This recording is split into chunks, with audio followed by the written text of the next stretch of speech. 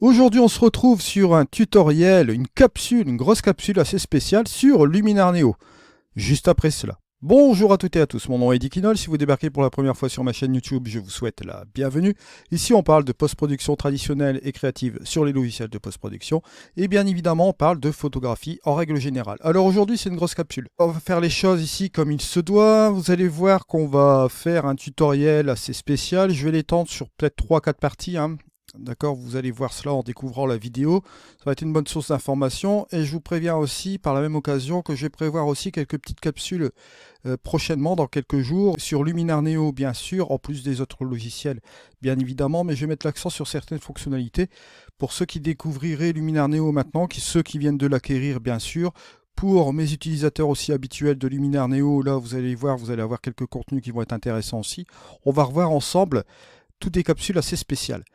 Mais avant de commencer, avant toute chose, je tenais à vous dire un petit truc assez spécial. Vous avez le retour des essais de Luminar Neo. Donc pour ceux qui ne connaissent pas Luminar Neo, qui voudraient l'essayer gratuitement, vous avez des versions d'essai pendant 7 jours. Je vais vous mettre le lien dans la description de cette vidéo.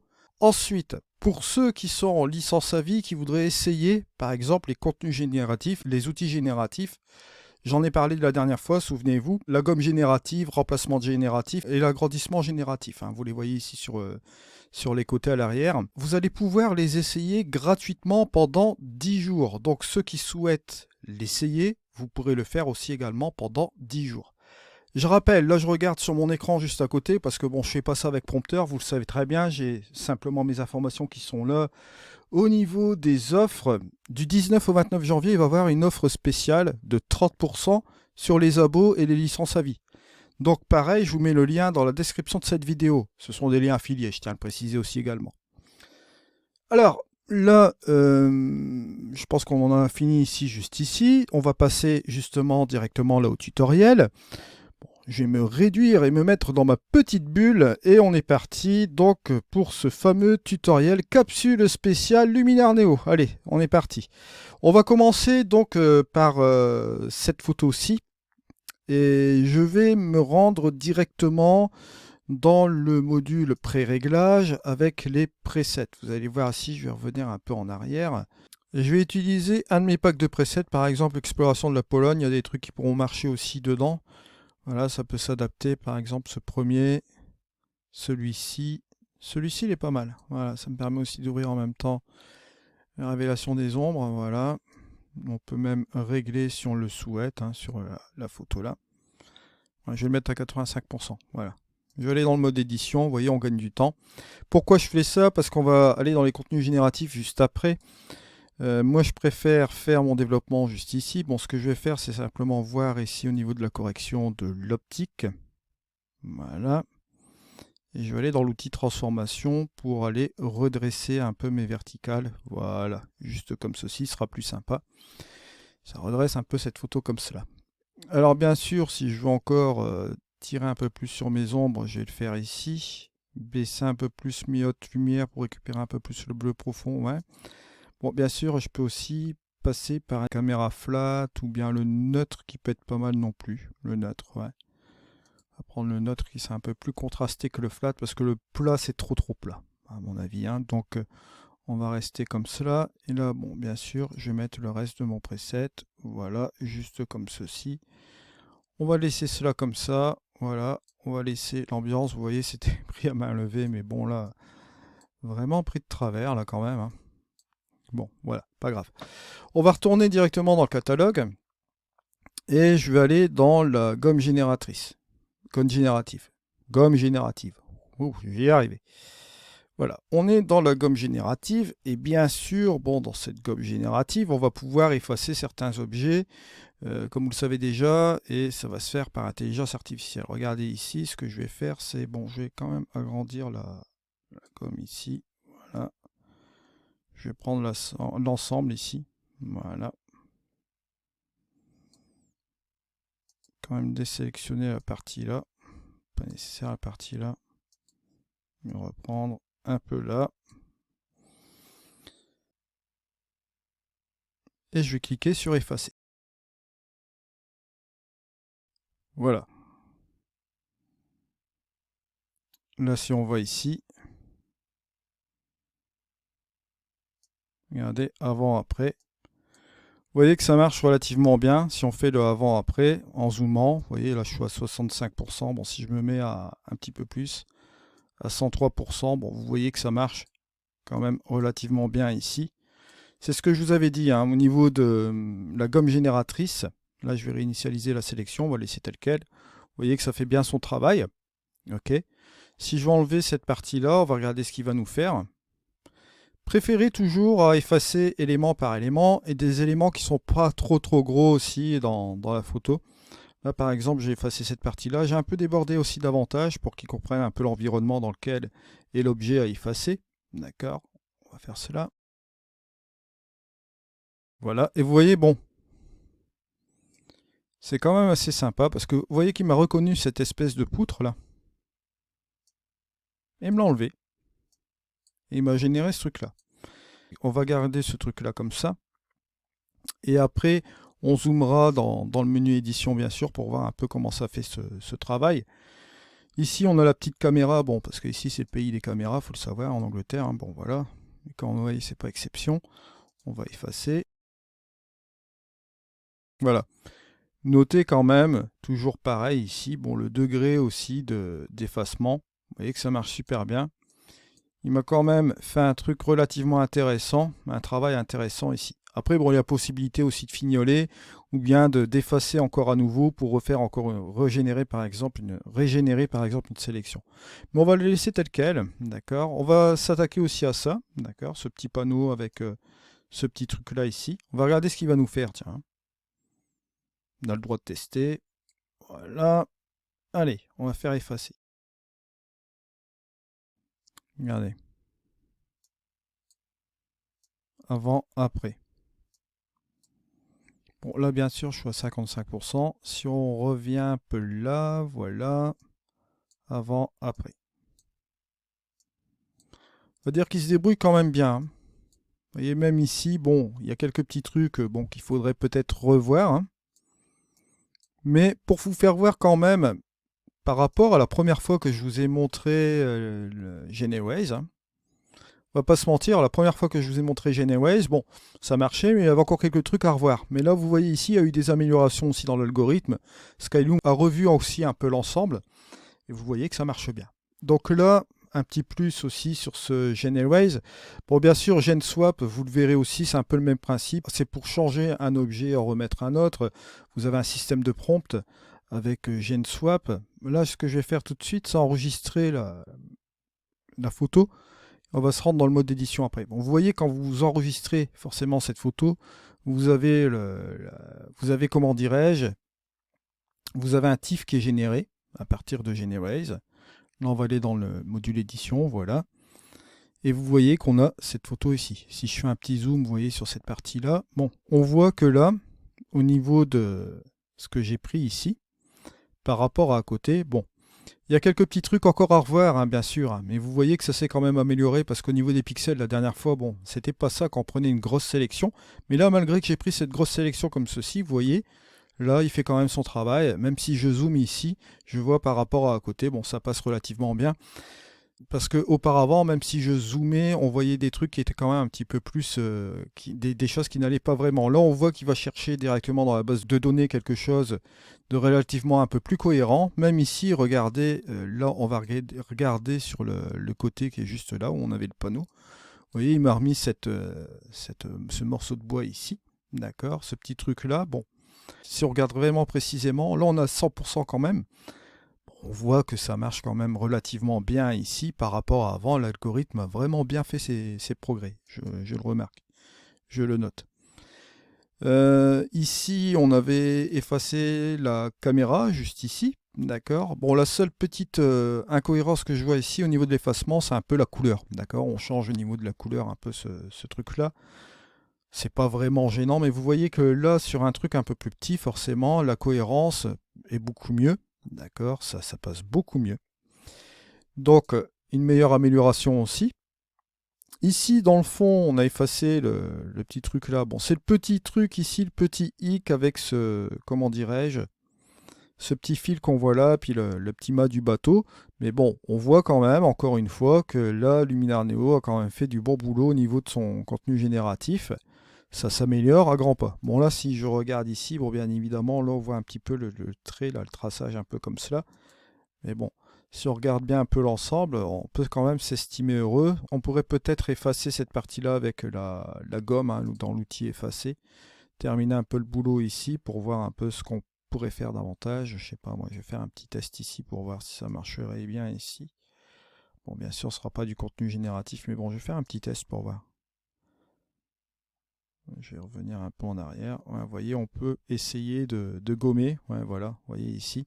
La partie qui est là, c'est déjà gommé. Bon, on voit plus le truc, l'incohérence qu'on avait vu déjà préalablement par rapport au reste de l'image au niveau de la couleur. Bon, il y a moyen de faire un truc. Vous voyez, regardez là, si je me dézoome juste comme ceci, si je zoome encore à nouveau, là vous voyez qu'avec l'outil effacé, on peut enlever ce petit truc qui dépasse là, sans aucun problème. Donc il y a toujours moyen de revoir un peu l'ensemble. Mais vous voyez que cette gomme générative, allez, on va le dire, il y a une sacrée amélioration bien sûr. Après on a bien évidemment GenSwap et GenExpand.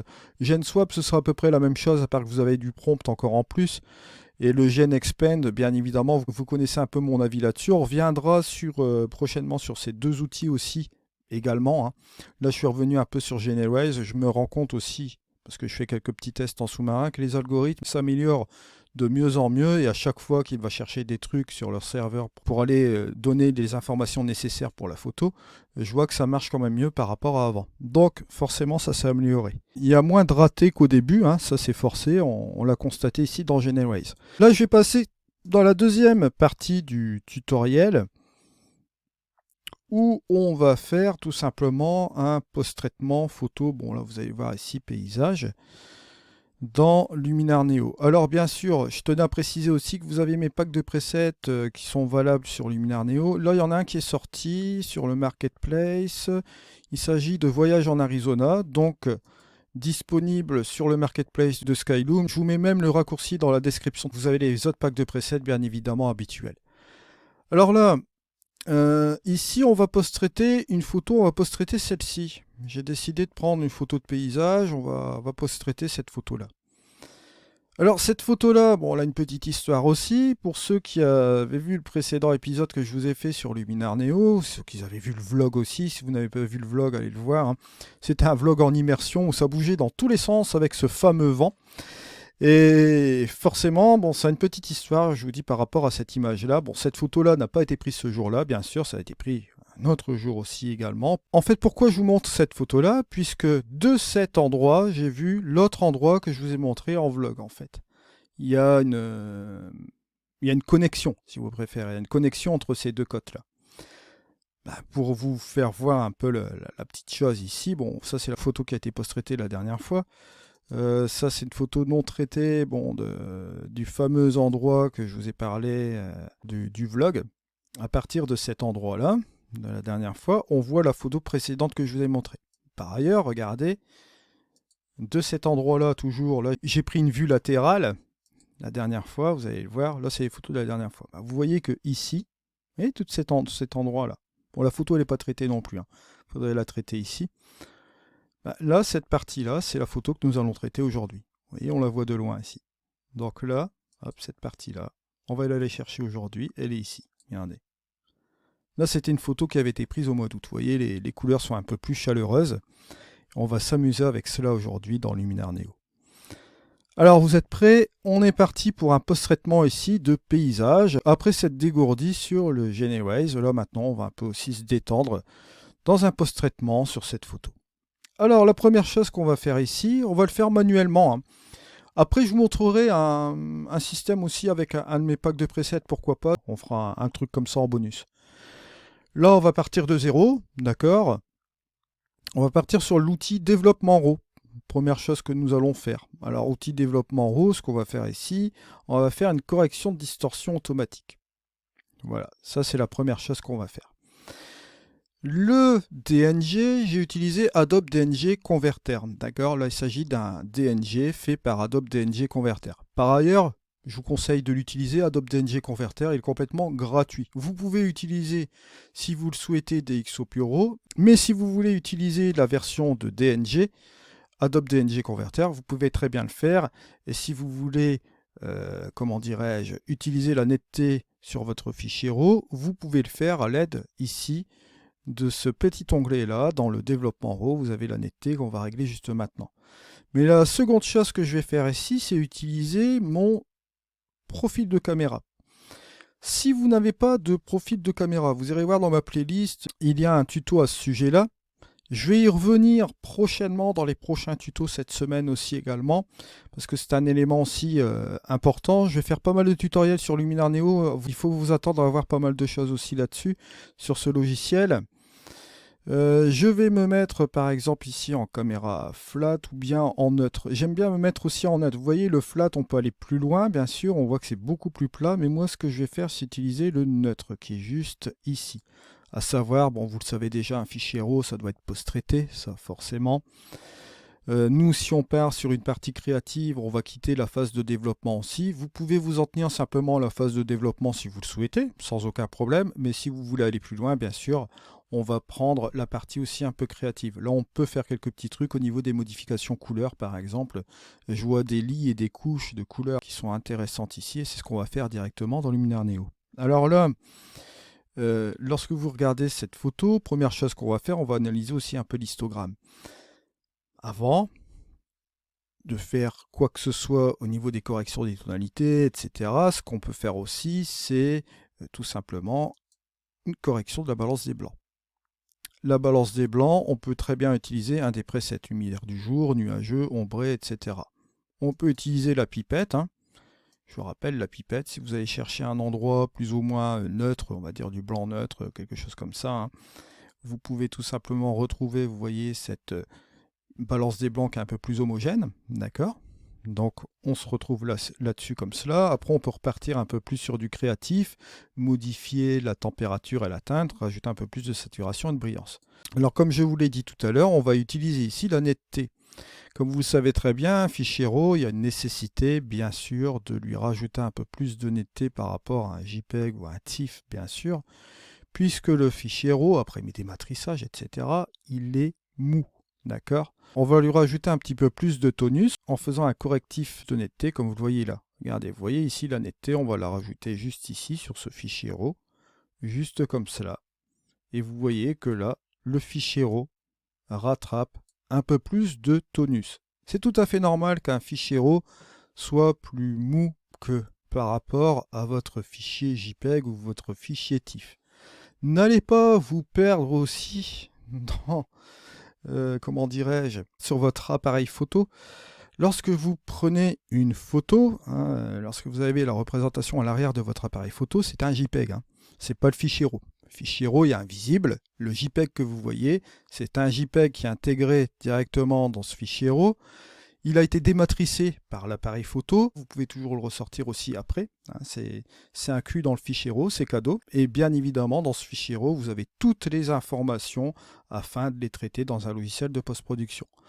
Vous avez une phase de dématrissage parce que bien évidemment, un fichier RAW, vous ne pouvez pas le voir. Vous ne le verrez jamais. Si vous voyez le fichier RAW, vous êtes assez balèze parce que c'est des informations. Donc il faut les décoder d'abord avant de pouvoir les voir. Je vous avais fait d'ailleurs une petite capsule sur les fichiers RAW. Je vais vous mettre la petite étiquette en haut à droite. Allez voir cet épisode, vous comprendrez.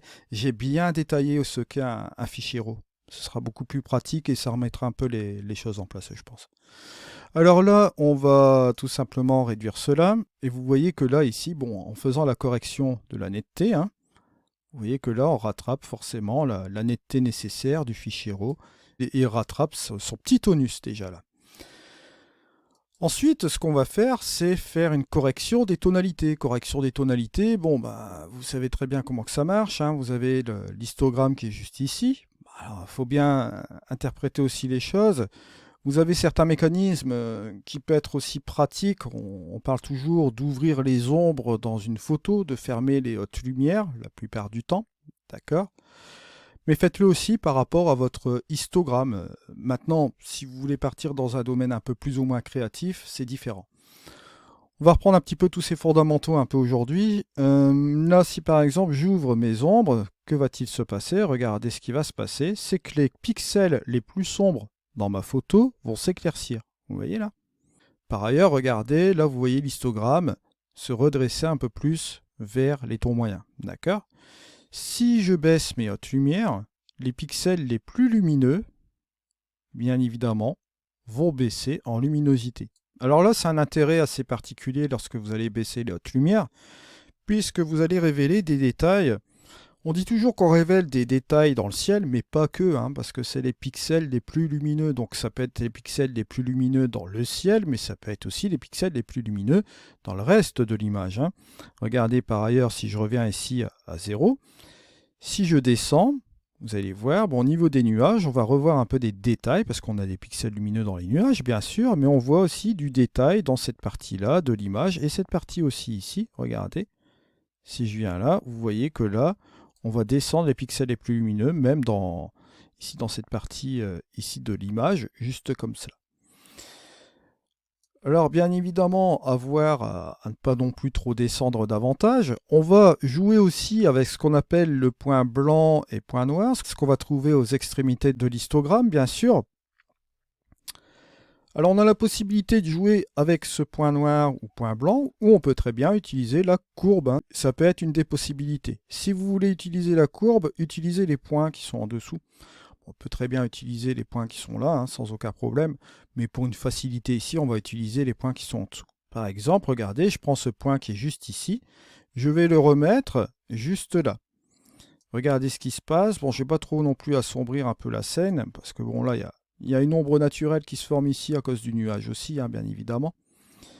Regardez, hop.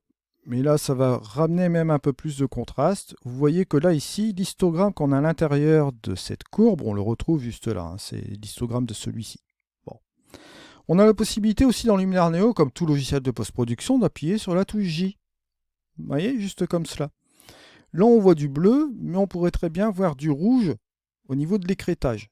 On appelle un écrêtage ce que vous voyez ici à l'écran. Là, ici, notamment au niveau des bleus, ce sera les ombres, d'accord, les noirs. Et si vous voyez des rouges dans votre photo, je vais vous donner un titre d'exemple ici. Si on a une surexposition, pourquoi pas là ici, vous la voyez là. Ça veut dire que il y a de l'écrêtage au niveau des hautes lumières. Ça veut dire qu'il y a un manque de données d'information ici, puisqu'on les booste comme cela. Attention, ce n'est pas des manques d'informations sur le fichier RAW, c'est en post-production. Bien comprendre aussi que là, lorsque l'on booste cette information-là avec ce curseur d'exposition, ça reste dans le domaine de la post-production, les informations sont toujours là. D'accord? Par contre, si vous ouvrez votre image, vous voyez déjà du rouge sur votre photo, là ça provient directement du fichier. Mais si vous boostez un des curseurs ici, comme vous voyez par exemple là, que vous allez booster un petit peu plus comme ceci, c'est parce que vous allez trop loin au niveau de la post-production et vous commencez à avoir de la perte de données au niveau de la post-production toujours, mais les données sont toujours là. Faut savoir, Je vais jouer justement avec ce curseur d'exposition, pourquoi pas, juste comme ceci, ou je peux jouer aussi également avec le curseur ici des blancs, que je vais ramener là, vous voyez, juste ici. Bon, là on voit au niveau de la maison que ça commence un petit peu à piquer, Donc ce que je vais faire, c'est tout simplement cela. Et voilà, on rattrape ici quelque chose d'assez sympa. Ensuite, on va pouvoir utiliser, pourquoi pas, les tons moyens, soit les assombrir ou les éclaircir. Vous voyez que si je les éclaircis, mes tons moyens, on les a ici, on le voit, ça va un peu aplatir davantage mon image. Si je viens ici en arrière, par exemple, je vais assombrir un petit peu mes tons moyens, ça va donner un petit peu plus de relief ici, juste comme cela. Alors bien évidemment, là, on pourrait très bien jouer avec des contrastes. Là, ce que je vais faire au niveau du contraste, là, je vais sortir du système paramétrique parce que bon, système paramétrique, on peut s'en tenir avec les deux choses qu'on voit là, le développement RAW et le sans bruit RAW, d'accord. Le reste, ça passe en séquentiel avec les outils non RAW. Il y a une combinaison d'outils hybrides.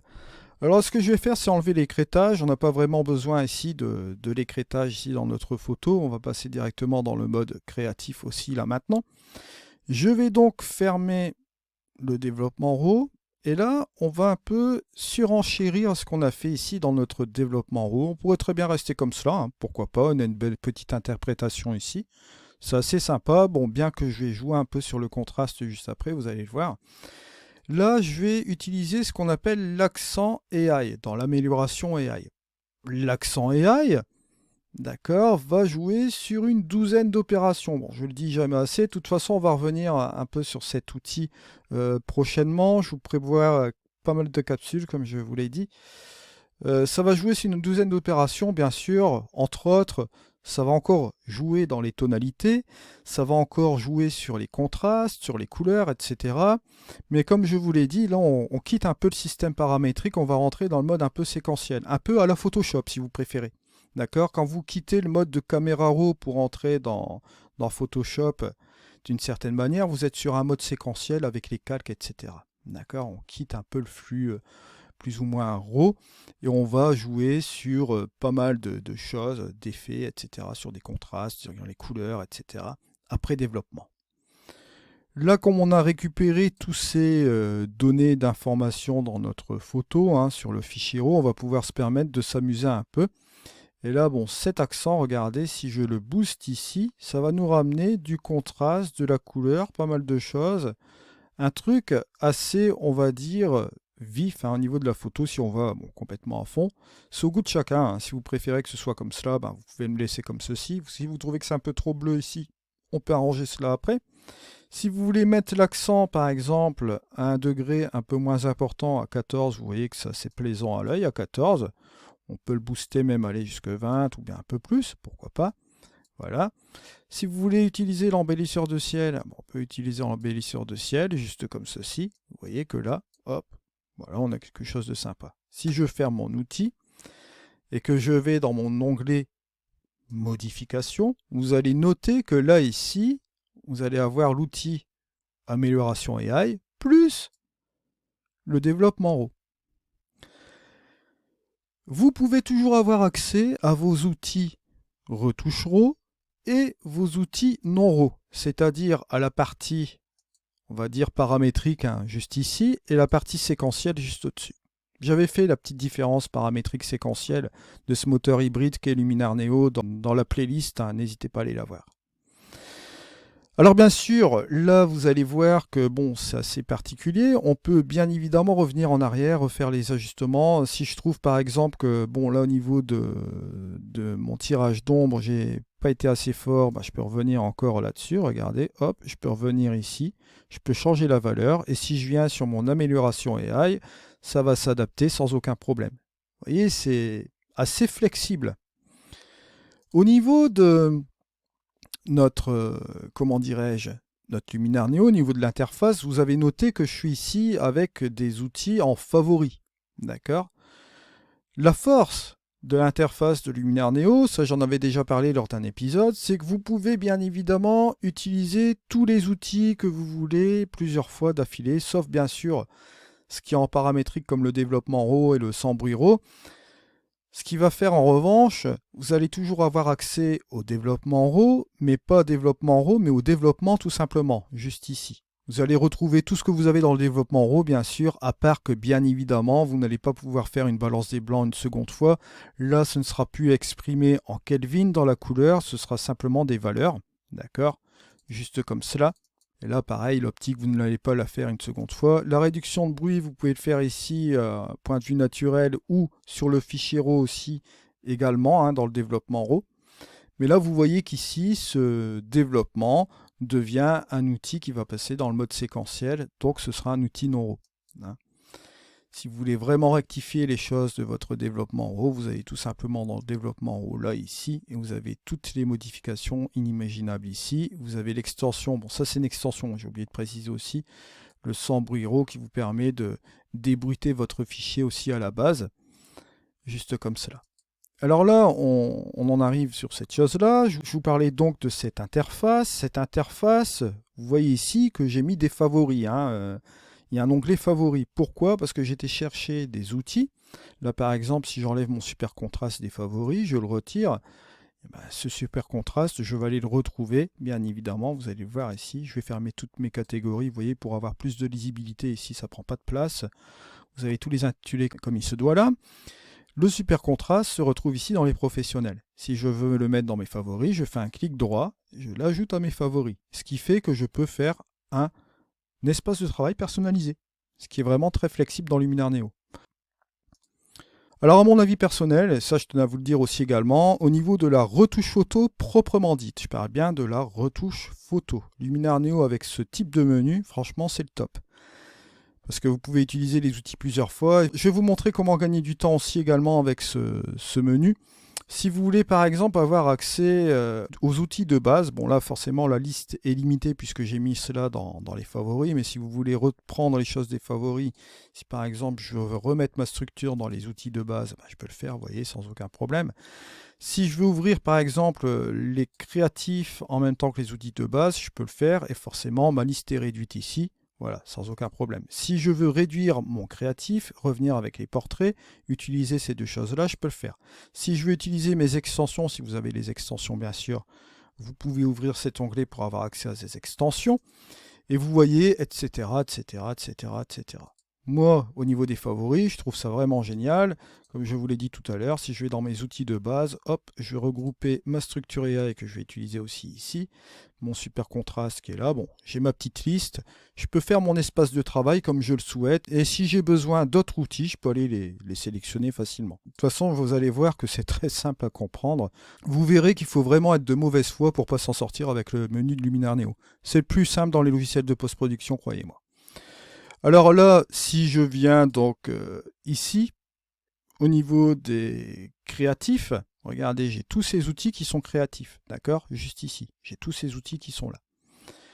Si je souhaite ajouter le spectaculaire à mes favoris, je peux le faire. Je peux fermer mes créatifs et je retrouve le spectaculaire ici sans aucun problème. Vous voyez, il y a toujours moyen de jongler dans toutes ces choses-là. Plutôt que d'aller chercher dans les menus, les sous-menus. Vous avez tout ici sur un truc là, ça tombe sous la main. Vous avez aussi bien évidemment tout ce qui est calque, etc. Tout ce qui est à côté ici, d'accord, les images que vous pouvez rajouter, la duplication de calque, etc. Il y a des choses qui sont vraiment super intéressantes dans ce logiciel. Bien sûr, en plus, c'est pas terminé. Comme vous le savez très bien, ils rajoutent toujours des choses. Ils font des mises à jour régulières. Donc, attendons-nous encore à d'autres surprises. Alors, on y va, c'est parti. Je vais partir sur du super contraste, là, cette fois-ci. Et vous allez voir que là, je vais ajouter du contraste d'ombre. Vous avez directement ici différentes phases de contraste dans différentes zones dans ma photo, comme vous le voyez là. Alors, bien évidemment, vous voyez ici, les points forts, ce sera les hautes lumières. Les tons moyens, ce sera forcément les tons moyens, bien sûr. Et vous avez les contrastes d'ombre qui vont concerner les ombres, bien sûr. Vous avez ici en dessous un curseur de balance de chaque section qui va vous permettre, regardez, d'accentuer ici, si vous le voyez là, au niveau des ombres. Vous voyez, au niveau de l'histogramme, ça vient se coller sur le point noir. Vous voyez que ça s'accentue ici au niveau des contrastes. Si je viens au niveau des tons moyens, vous allez voir qu'ils vont se redresser un petit peu plus au niveau des ombres aussi également, ou de l'autre côté. Vous voyez, c'est pour ça que ça s'appelle une balance. Vous pouvez aller soit à droite, soit à gauche, juste comme ceci, comme vous le voyez là, sans aucun problème. Là, je vais aller plus vers la droite aussi. Ici, au niveau des tons clairs, vous allez aller juste comme cela, ou un peu par ici. Je sais pas, là, je trouve que la balance, je vais la ramener un peu plus sur ici pour un peu plus éclaircir la chose. Et vous voyez que j'ai rajouté de la présence ici. Mais vous noterez que ça jouait un peu plus sur la couleur aussi également. Alors il y a plusieurs choses, hein. Je vous avais montré aussi des méthodes parce que vous avez des modes de fusion dans Luminar Neo sur les calques, hein, principalement. Vous le verrez, lorsque vous allez faire des duplications de couches, etc., vous pourrez appliquer des modes de fusion. Ça, c'est très important aussi. Là, par exemple, si vous le souhaitez, vous voyez que bon, on a appliqué les contrastes, etc. Mais si vous sentez que c'est un peu trop exagéré au niveau des couleurs, vous voyez au niveau du ciel qui commence à devenir un peu trop bleu, un peu trop saturé, un peu trop profond au niveau des couleurs. Et ici, vous voulez faire un peu de séparation au niveau de ces couleurs-là ici. Vous avez un superbe outil qui est la couleur. D'accord ? Alors bien évidemment, vous doutez bien, ici je reprends les choses basiques parce que vous avez des techniques de masquage aussi dans Luminar Neo. Vous avez également le masquage AI, le dégradé radial, dégradé linéaire, pinceau. Vous avez toutes ces choses d'extension aussi. Mais là, pour le moment, on va reprendre un petit peu toutes ces choses-là. Je vous prépare quelques petites capsules, vous n'allez pas être déçus du voyage. On peut désaturer l'ensemble de la photo à l'aide de ce curseur-là, comme n'importe quel logiciel de post-production. Mais là, bien évidemment, on va désaturer ici l'ensemble des couleurs. On pourrait très bien aussi, bon là je vais revenir à 0, jouer avec la vibrance. On va enlever de la vibrance et là, bon, forcément en sens inverse, vous savez très bien que la vibrance, si vous allez aller vers la droite, on va saturer les couleurs qui ne sont pas saturées et forcément ça va faire le sens inverse si on va vers la gauche, d'accord? Il y aura une plus grande intervention aussi, plus dans les tons moyens aussi également avec ce curseur-là. Mais là, vous voyez que bon, c'est pas mal, mais ça intervient sur toute l'image. Ça peut marcher, hein, regardez, on a une image sympa comme cela. Je préfère utiliser une autre possibilité. Mais ici, on va jouer avec le HSL, puisqu'on va pouvoir s'amuser à sélectionner les couleurs qu'on veut désaturer. Et ici, notamment, vous allez le voir, si je viens dans la saturation, si je prends par exemple les bleus, regardez, je vais désaturer simplement les bleus ici, dans toute l'image. Juste comme cela. Alors bien évidemment, si je veux cibler tout simplement le ciel, bah là c'est très simple dans Luminar Neo. Regardez, là je vais rester comme ceci. Voilà. Je vais aller dans mon masquage. Je vais utiliser mon masquage AI. Juste comme ceci.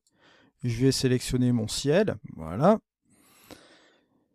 Je vais revenir dans mes ajustements. Et là, je vais tout simplement désaturer les bleus de la partie de mon ciel. Et si je gardais la mer comme ceci, un peu plus profond au niveau des bleus, je peux le faire. Bon, bien évidemment, je peux revenir aussi un peu comme cela. Voilà, juste comme ceci. Et si je veux, regardez, je peux faire encore une autre chose. Je vais fermer mon outil couleur. Bon, forcément, il va se retrouver ici. D'accord. Je peux le réutiliser encore une seconde fois sans aucun problème. Hop, et voilà. J'ai encore une fois mon outil couleur. Là, cette fois-ci, vous allez le voir, je vais aller dans mon masquage. L'avantage ici, c'est que c'est plus nécessaire de faire une seconde fois le calcul, puisqu'il a déjà été fait une fois dans l'image. Donc là, cette fois-ci, je vais aller sélectionner l'eau. Voilà, juste comme ceci. Alors, bien évidemment, là, vous voyez que la sélection du masque se fait de manière, on va dire, plus ou moins, vous allez voir, il y a un petit truc ici, mais je vais vous montrer un truc pour le contourner, ce petit truc-là. Je vais un peu désaturer, vous voyez, mais il y a des parties qui ne sont pas prises, vous voyez, juste comme cela. Alors, ce qu'on peut faire, on peut très bien rattraper la chose avec le pinceau, d'accord, et rattraper ce truc-là manuellement. On a tout ce qu'il faut en ajustements locaux, hein, vous allez le voir ici, vous avez des dégradés linéaires, des dégradés radiales, et vous avez le pinceau, bien sûr, on peut très bien jouer là-dessus. Là, vous voyez, bon, ce que je vais faire, c'est tout simplement un truc assez sympa. Je vais revenir dans le masquage AI, mais je vais revenir en arrière, par contre. Je vais effacer mon masque. D'accord? Je vais revenir dans le masquage AI, et là, cette fois-ci, je vais encore resélectionner mon ciel. Voilà. Je vais revenir en arrière. Ici, dans l'action du masque, je vais inverser mon masque et sélectionner la partie qui est en dessous. Et bon, c'est pas vraiment gênant qu'on va sélectionner cette partie-là, puisque le bleu sera plus accentué là-dedans. On va peut-être avoir un petit impact sur le reste de l'image, mais le reste de l'image est plutôt impacté par d'autres couleurs. Donc là, ici, je vais aller là. Je vais prendre les bleus.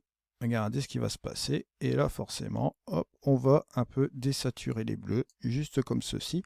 Comme ça, indépendamment du ciel, on peut désaturer cette partie-là. Vous voyez que ça n'a pas pris longtemps, hein. Pas besoin d'aller sélectionner des masques de luminosité, etc. Là, vous voyez que ça se fait automatiquement. Truc pratique. Donc, là, vous voyez qu'on a fini cela. Je referme mon outil. Je peux le réouvrir et l'utiliser une troisième fois. Pourquoi pas? Allez, on va jouer sur la saturation des oranges. Soit je monte, soit je descends. Mais là, je vais descendre pour donner plus d'impact ici au niveau des jaunes. Vous voyez, là, je vais monter un peu plus les jaunes au niveau de la saturation. Pas trop, juste comme cela. Au niveau des verts, la saturation, je vais la laisser telle qu'elle. Je vais par contre jouer sur la tonalité. Non pas en sens inverse, sinon ça va se confondre avec le jaune. Vous voyez, si je change la tonalité, mais plutôt de l'autre sens. Voilà. Comme ça va faire une petite séparation, c'est sympa. Et sur la finalité de la chose, bon là, je vais fermer cela. Je vais tout simplement apporter un petit coup d'heure doré sur le paysage ici, vous allez le voir, juste comme cela. Et je vais un peu réduire la brume pour revenir un peu sur l'ensemble ici de la photo comme ceci.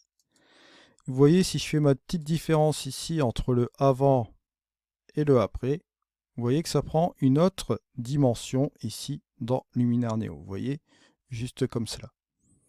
On a un peu plus de vivacité ici au niveau de la photo, comme vous le voyez ici. Au niveau du bleu, c'est un peu mieux. On voit que c'est un peu moins aussi mou, d'accord? On a fait ressortir un peu plus ces couleurs-là. On a donné cette dimension-là. Mais maintenant, si on le souhaite, si on va encore jouer sur autre chose, si vous trouvez que c'est un peu trop ici au niveau des couleurs, si vous n'aimez pas l'aspect là, vous pouvez toujours revenir aussi sur encore cet outil couleur, pourquoi pas, et revenir sur une saturation, regardez arrière ici, juste comme ceci, pour avoir la main dessus, pourquoi pas. Vous voyez, juste comme cela. Et là, bien évidemment, si vous faites un avant-après, un petit balayage, vous voyez que là, ici, hop, avant, après, on a encore quelque chose de différent.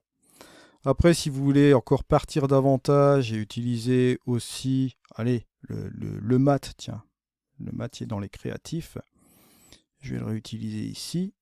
Je vais rajouter un petit peu de mat, voilà, un peu de fondu ici sur ma photo, lui donner un aspect un peu plus différent. Vous voyez que là, hop, sans le mat et avec le mat, hop, je peux aller davantage aussi. Bon, je ne vais pas y aller trop comme un sauvage non plus avec cela. Il y a aussi d'autres trucs avancés. Regardez, on peut même rajouter ici une couleur supplémentaire sur la photo et jouer avec cela en plus sur celle-ci. Voilà, avant, après. Et vous voyez qu'on a encore une autre chose complètement différente par rapport à l'image de départ, comme vous voyez ici. Vous voyez que là, c'était assez uniforme. Bon, là, on l'a traité différemment, comme vous le voyez là. Et ça, bien sûr, à vous de voir les différentes interprétations que vous voulez faire de votre photo. Et encore une fois, comme je vous le dis, si vous voulez vraiment garder quelque chose de basique, vous pouvez revenir sur votre développement RAW, comme vous le voyez là, hop, vous faites tout simplement un petit color grading comme on l'a fait ici, quelques petites modifications de base, juste comme cela. Et si vous voulez vraiment changer le minimum au niveau de votre photo, vous pouvez toujours le faire aussi, bien évidemment. N'oubliez pas aussi également que là, on est parti sur un profil de caméra neutre, d'accord? Donc si on revient ici sur le avant, on est sur le profil intégré à Luminar, je vous rappelle. Donc si vous voulez revoir la photo telle qu'elle était avec le profil Luminar, vous l'avez juste comme ceci. Et là, vous verrez la petite différence. Voilà, juste comme cela. Vous voyez qu'avec le profil Luminar, ça vous donne cet effet-là, qui n'est pas trop mal. Vous voyez, par moment, ici, vous voyez que le profil Luminar n'est pas mal non plus pour le point de départ. Vous voyez que là, c'est une idée aussi, on va dire... Vous voyez, on peut partir sur un caméra neutre. On peut très bien partir sur un caméra plus flat, juste comme ceci. Mais ce n'est pas les mêmes couleurs que vous voyez ici sur le profil Luminar Neo qui a été intégré directement par là. C'est une interprétation ici qui est différente. Et là, vous voyez qu'en caméra flat, par exemple, si je reviens ici sur la dernière chose ici, vous voyez que vous avez une interprétation aussi différente à partir de ce profil-là. Si je reviens encore ici en arrière, je prends encore un autre profil. Si je vais prendre par exemple une caméra standard qui va être un peu plus contrastée ici juste à la photo, si je reviens sur l'idée de fin ici de la photo, vous voyez qu'elle prend une dimension un peu plus différente. C'est plaisant aussi, vous voyez que c'est un peu plus contrasté comme ça. C'est assez sympa. Vous voyez que la recette qu'on a fait ici juste au-dessus, toute la post-production là, prend une dimension différente. Donc à vous de voir. Là, je trouve qu'aussi le luminaire par défaut n'est pas trop mal. Vous voyez que là, ici, on obtient ce résultat-là. Ça marche aussi relativement bien. Donc vous voyez que le point de départ que vous allez prendre au niveau du profil, ça va avoir une interaction aussi au niveau de votre post-production. Ça, gardez-le aussi également à l'esprit. Je voulais vous le faire voir encore aujourd'hui, bien sûr. Alors, petit truc aussi dans Luminar Neo, ce que vous pouvez faire, je vais vous montrer un petit truc. Vous pouvez ici, vous voyez, faire un clic droit et aller dans l'Explorer. Et ce sera dans le Finder sur Mac. Vous pouvez faire un copier-coller de votre fichier qui est juste ici. D'accord? Donc là, je vais faire CTRL-C, CTRL-V. Voilà. Et on le retrouve ici. C'est la copie, d'accord, du fichier RAW. On va fermer cela. Et normalement, on retrouve la copie ici, qu'on va remettre dans les tutos janvier. Voilà. Voilà, donc on a notre copie. Comme ça, je vais garder mon édition ici originale. Mais si par exemple, je veux passer par un preset, vous allez voir, bon, on va passer dans les pré-réglages. Hop, bon là, j'ai déjà un de mes packs de presets qui est juste ici. Vous avez tous mes packs de presets qui sont disponibles sur le Marketplace, donc n'hésitez pas. Bon, je vais prendre, bon là, on a le dernier ici. Je vais prendre un de mes packs de presets, voilà. On va essayer d'utiliser quelque chose d'un peu plus chaud ici dans la photo. On va essayer le premier par exemple, tiens, voilà. Bien sûr, je pense qu'il y a une vignette là-dessus qu'il faudra enlever. Vous allez voir ici, si je viens un peu, allez, à 25%, voilà. Ou un peu plus, à 51%, voilà. J'ai réduit une moitié. Si vous faites la différence avant, après, si vous voulez booster davantage, vous pouvez le faire aussi également, hein, sans aucun souci. Voilà, on va enlever la vignette après de toute façon. Voilà, par exemple, si vous voulez rester comme ceci, vous voyez que c'était fait. Voilà, au niveau de la recette, c'est rectifié. Je vais dans l'onglet modification, j'enlève le vignettage, voilà. Et vous voyez que là, on a le avant et le après. Juste, vous voyez, avec un petit ajustement de preset, comme vous le voyez ici. Et si vous voulez encore aller davantage sur votre photo, vous pouvez aller dans le module développement. Ici, vous voyez que vous avez la liberté de latitude pour ouvrir vos ombres et fermer votre lumière juste comme cela. Pour changer un petit peu votre fichier RAW, vous pouvez affecter aussi également la netteté comme je vous l'ai montré tout à l'heure, sans aucun problème pour changer un peu la base. D'accord, vous voyez que là, j'ai mis un peu plus de netteté, voilà, pour rendre un petit peu plus dur ce fichier RAW. N'oubliez pas l'optique, bien sûr. Et vous allez bien évidemment ici ajouter la recette comme il se doit. Et là, vous avez le avant et le après. Et vous voyez que bon, au niveau des presets, bien sûr, lorsque vous avez des photos, chaque photo est différente, comme vous savez très bien. Lorsque j'élabore les presets pour Luminar Neo, je les élabore sur différentes photos, sur différents formats. Vous verrez que vous pouvez les utiliser sur du RAW, sur du JPEG ou sur du TIFF. Le JPEG, faites attention néanmoins parce que c'est du 8 bits, bien évidemment. Et là, il faudra utiliser la puissance du curseur prudemment, d'accord? Ne mettez pas cela à 100, mais essayez de réduire aussi la valeur et voyez un peu pour ajuster la puissance de ce preset. Et après, vous rentrez directement dans la recette et vous voyez, vous faites quelques petits ajustements. Si c'est un fichier RAW, forcément, vous avez plus de latitude. Allez voir dans le développement RAW. Si c'est un JPEG, ça a été déjà développé, mais si vous voulez modifier une petite couleur ou bien un peu plus de subtilité au niveau du contraste, vous pouvez toujours le faire à l'aide des presets, mais ce sera plus au niveau des couleurs. Au niveau du TIFF, là c'est un peu plus différent. Là c'est une valeur entre le JPEG et le RAW. Bien sûr le TIFF on peut l'éditer. Si on quittait le format caméra RAW et qu'on rentrait dans Photoshop avec le système de fichier bitmap, ça revient à la même chose qu'un fichier TIFF en réalité. Donc si vous éditez un fichier TIFF dans Luminar Neo, c'est pas la perte. De toute façon, ça se passe après le développement. Je vais vous mettre aussi une petite étiquette en haut à droite sur les différents fichiers que vous pouvez utiliser dans la post-production. J'avais fait cela à un bon moment, bien sûr. Fichier JPEG, j'y mets toujours une petite réserve pour l'édition, légère bien sûr, sans aucun problème. Mais préférez quand même le fichier RAW et le fichier TIFF. Bon, voilà. Je vous remercie de m'avoir suivi pour ce long épisode de Luminar Neo. On va se retrouver sur d'autres petites choses aussi sur ce logiciel. Là, je voulais un peu me lâcher sur ce tutoriel et vous faire un gros condensé comme cela. J'espère que vous avez plaisir à regarder ce tutoriel. Et encore une fois, bon, un grand merci de me suivre sur cette chaîne YouTube. On va recommencer 2024 de plus belle. Vous voyez qu'il y a eu quelques épisodes sur différents logiciels, des nouveaux logiciels qui viennent de s'ajouter. Vous savez que par moment, je peux travailler aussi sur le MacBook Air. Je vous en avais parlé la dernière fois. Je travaille sur les deux plateformes, MacBook Air et Mini PC pour le moment, pour gérer un peu, pour voir un peu l'ensemble, comment les logiciels de post-production réagissent selon les machines, selon les plateformes. C'est intéressant de voir cela aussi. Voilà. Je vous remercie de m'avoir suivi. Je vous rappelle, tous les liens sont dans la description de la vidéo. Ce sont des liens affiliés si vous voulez supporter mon travail pour les tutoriels que je vous ramène ici sur YouTube par exemple. N'hésitez pas, les liens affiliés, je vous le rappelle, ça ne vous coûte absolument rien. Seulement passez par les liens d'affiliation. Vous avez la réduction de 30% sur Luminar Neo. N'hésitez pas sur les abos et tout ça. Ah oui, dernière chose sur les abonnements et les licences à vie. Bon, je vois qu'au niveau des logiciels de post-production, en règle générale, c'est toujours la même tendance. On va pas se mentir. Les licences à vie, bon, On va être clair, les licences à vie, c'est chaque année, hein, d'accord? Chaque éditeur de post-production relance une nouvelle version du logiciel, en règle générale, d'accord? Avec une licence à vie. Maintenant, bon, exception faite pour Luminar Neo. Luminar Neo, ils ont conservé leur plateforme, comme vous le savez très bien.